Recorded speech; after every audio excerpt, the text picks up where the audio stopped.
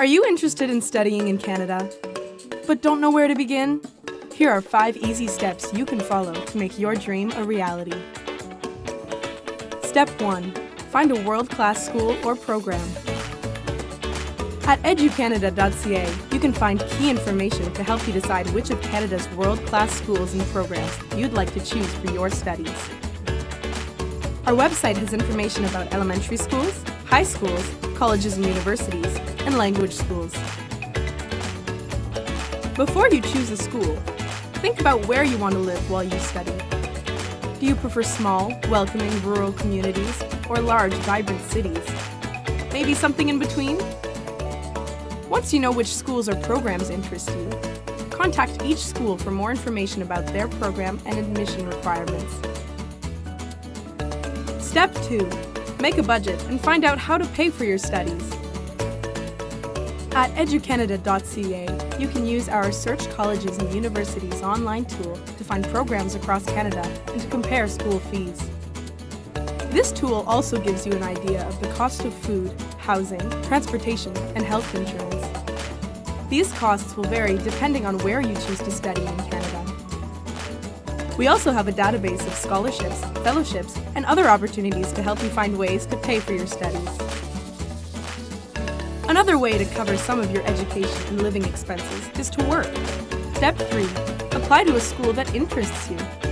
When you apply, the school or a designated third party may check your qualifications. They may do this by looking at your report card, academic transcripts, academic credentials, or skills. They will tell you which documents to send them and what to do next. Step 4. Apply to study in Canada. Immigration, Refugees and Citizenship Canada, or IRCC, is a government department that handles immigration to Canada. This includes permits and visas for international students. When you receive an acceptance letter from your school, you may apply to IRCC for a study permit. Visit the IRCC website to find the application package. If IRCC approves your application, they will ask you to send in your passport. They will put a visa in your passport and send it back to you, along with the letter of introduction. Keep the letter in your passport. When you travel to Canada, show your passport and letter of introduction to a Canadian Border Services officer. If the officer accepts the documents you present, you will receive your permit at the border. Canadian Border Services Agency, or CBSA, is a government department that handles border control, immigration enforcement, and customs services in Canada. Before you enter Canada, be sure to find out from CBSA what the requirements are to travel to Canada and to cross the Canadian border. Step 5. Get ready to come to Canada. Now that you've done most of the work, it's time to pack your bags.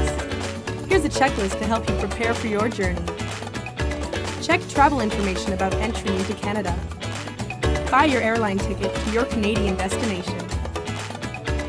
Check how many bags you're allowed to bring and what the rules are at customs.